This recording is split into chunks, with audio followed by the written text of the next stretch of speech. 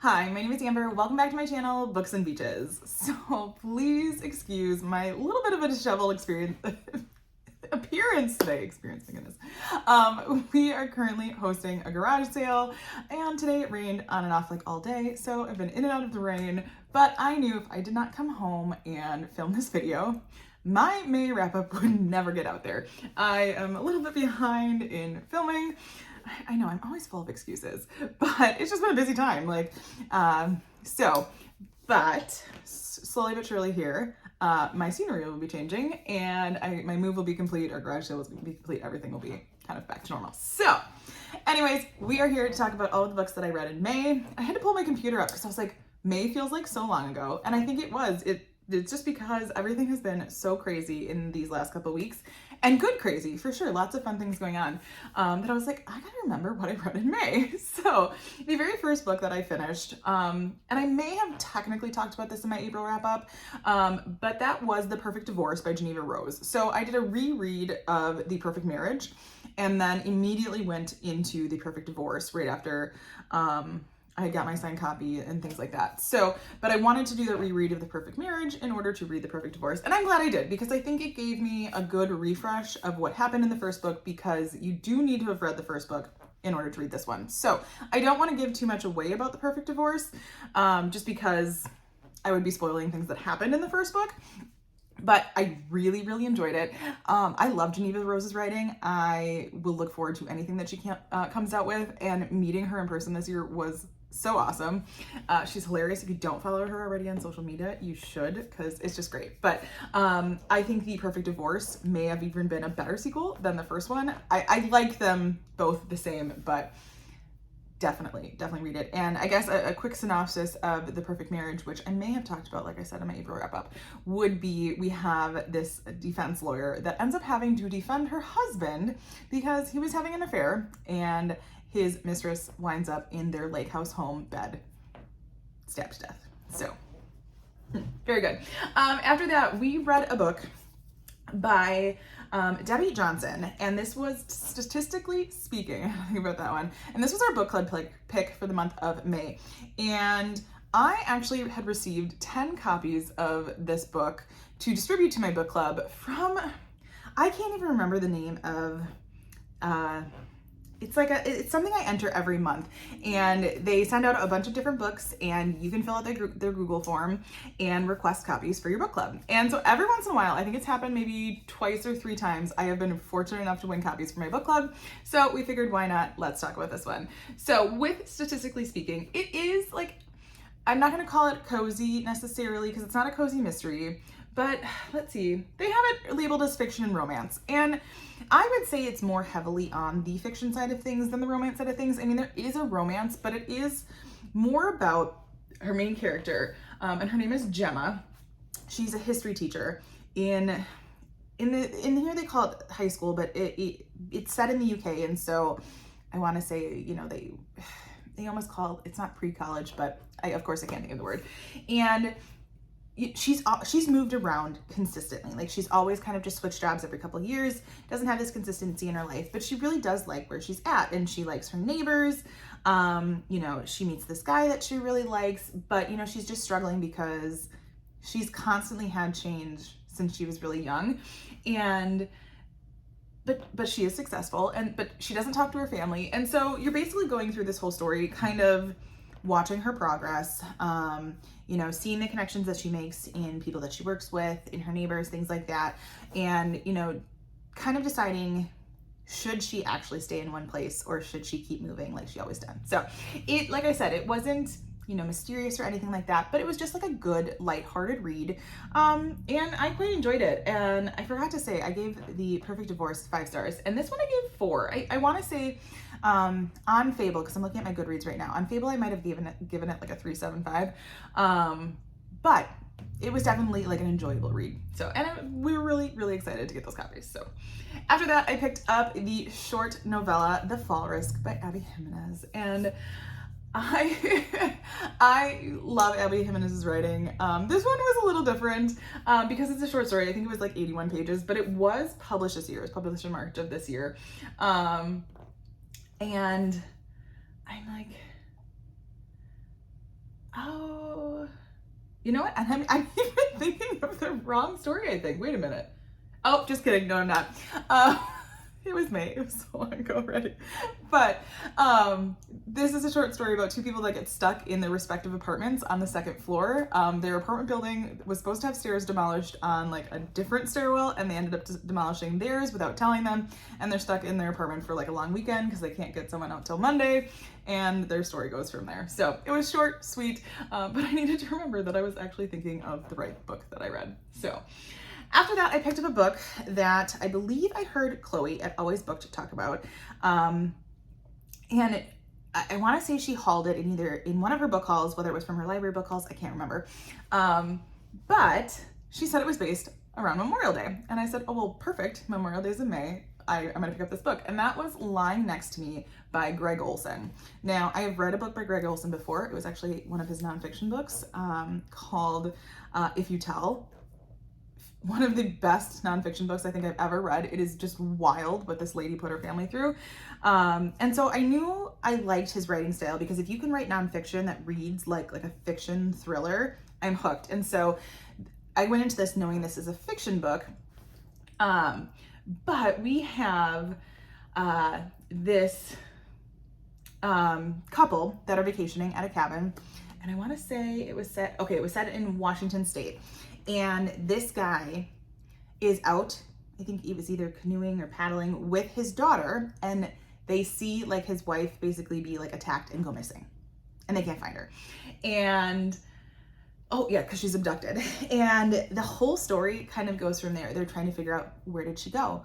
You know, what happened? He saw it, and there might have been this old guy that saw this happen, but you know, the old guy is not super reliable. So did it really happen? Is it the husband? Because, you know, a lot of storylines, it's the husband.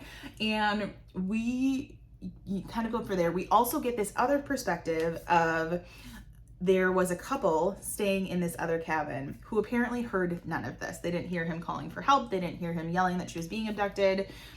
But these cabins are really close. Like, how would you not hear that? Because the third cabin, someone heard them. So we're trying to figure out, like, how are these two storylines going to be connected? What actually happened to his wife? You know, what's going on? So it definitely took a lot of twists and turns. I really did enjoy my reading experience. I gave it a 4. It wasn't perfect. You know, I might have been annoyed with the characters here or there, or, you know, wasn't sure if the story should have gone in that direction.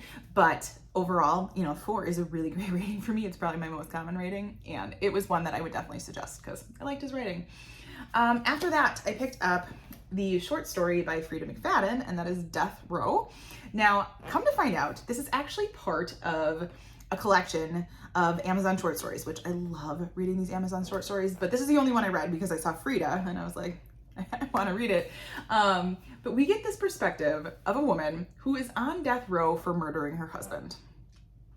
And it keeps going, you know, like back in time, and talking about these different things. And she thinks while she's in like this meeting area, I think she was meeting with her lawyer, I believe, she thinks she sees her husband. And she's like, well, someone's got to find this guy. Like, this proves like I didn't kill my husband. I know I didn't kill my husband. And so we're getting all of these like quick short perspectives, because it is only 74 pages, about why she's on death row and was that really her husband. So in true Frida fashion, quick, easy to read, and will keep you on the edge of your seat, like guessing. So after that, I picked up an Allie Brady, and I love Allie Brady. They're actually an author duo. I believe they're 2 best friends, and this was Until Next Summer. Now, y'all know, if you've been here for a while, I talk about how much I love books based at summer camps, whether it's a thriller or something more, you know, on the light side like this one. I love a book that takes place at a summer camp. And we have this woman now, of course, might as well remember her name because I've got my computer right here. Her name is Jessie. She's been working at the camp, and this is a camp that she grew up going to.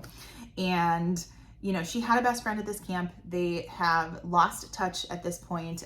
You know, you find out some things that have happened between them. But Jessie's been working at this camp, and she finds out the owners have died and left it to their children, and the children are going to sell the land, and they're not going to keep it open as a camp. So she is trying to figure out, how is she going to either A, save the camp, or B, just make this like the last best summer ever.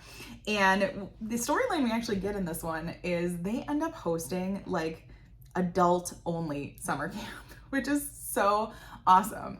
And so each week they have like a different group of adults that come in and they get to do all the same like camp-like activities, but it's adults only. And so they're trying to figure out like what more that they could add. And there is some romance involved, obviously we're going to have some interaction with these like 2 former best friends from camp.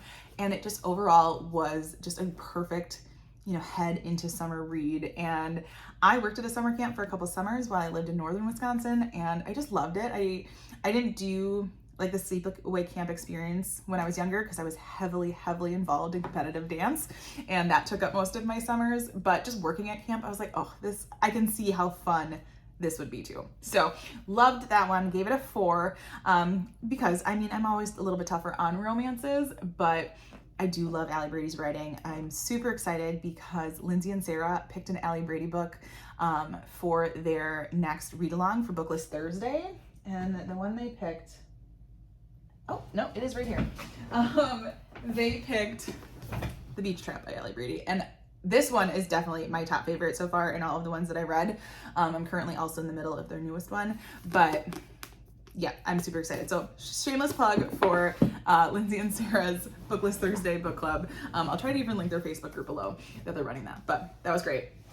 And then after that, I picked up What Does It Feel Like? And this is a story by Sophie Kinsella. Now, Sophie Kinsella is known for writing like the Shopaholic series, as well as a bunch of other like cute, easy romance books. This one, although it is fiction, when you read her author note, it is, heavily based on her life.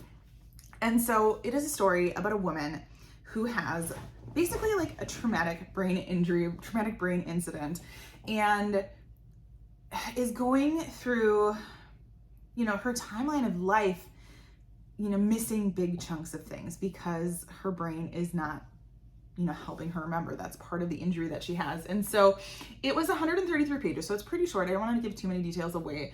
But, oh yeah, that's right. She was a writer, and, she learns how to do all of these other things again. So she, walking, talking, all of those things, but she is trying to, cause I want to say, oh yeah, she has a tumor in her brain. And so they kind of know, things are going to happen. And so it says it's an attempt to answer the impossible questions to recognize to anyone navigating the labyrinth of grief. So it's a celebration of life, and there's a lot of humor in it too. So like I said, they always say it best sometimes in there without me trying to give away too many details, but I really enjoyed the read. You can understand where she's coming from, and then reading her author's note at the end was definitely, important as well. So I gave that one 4. It didn't hook me like a normal fiction would hook me, but then you read the author's note, and so it all comes together. And then last but certainly not least, finishing out right at the tail end of May before my brother got married, I read The Dare by Natasha Preston. And Natasha Preston is a YA author, definitely writes more at the top of YA, in my opinion, and lots of YA thrillers. I've loved a lot of the things that I've read by her before. And in this one, we have a group of high school seniors, and every senior year, they have like this dare system that goes on. And, somebody gets texted a dare and they have to do it, or otherwise their biggest, deepest, darkest secret is going to be exposed. And so we have this group of teenagers that have started off as really, really good friends, are dared to go drive this winding, twisting road without their headlights on. I believe that was their first dare. There's several dares that go on in this whole process, and they end up hitting someone, and they have to decide what to do from there. I don't want to say too much more, but it is definitely twisty. There are things you're like, why would you do that? And you don't know exactly who to trust because there's a lot of different influences on our main character's life. And so, yeah, it is still definitely more written on the YA side. So if you have no interest in YA, this might not be a thriller for you, but I think it's old enough that, it's not meant for our younger readers necessarily. upper middle, high school for sure, but I still, thoroughly enjoy them as an adult. So those are all the books that I read in May. I am having a fantastic reading month in June. Even though I've been busy, I have been squeezing every single moment of audiobook listening and reading on my Kindle that I can, because those are just easy to travel with. And yeah, so hopefully June will be another successful month. But let me know what you read in the month of May. Is there anything that I should be adding to my list? What was your favorite book, etc.? If you are not feeling particularly, comment, feel free to just leave your favorite book emoji in the comments. Let me know you were here. It definitely helps with engagement to my videos and my channel, and I so greatly appreciate it. So as always, if you like this one, feel free to like and subscribe, and I will see you next time.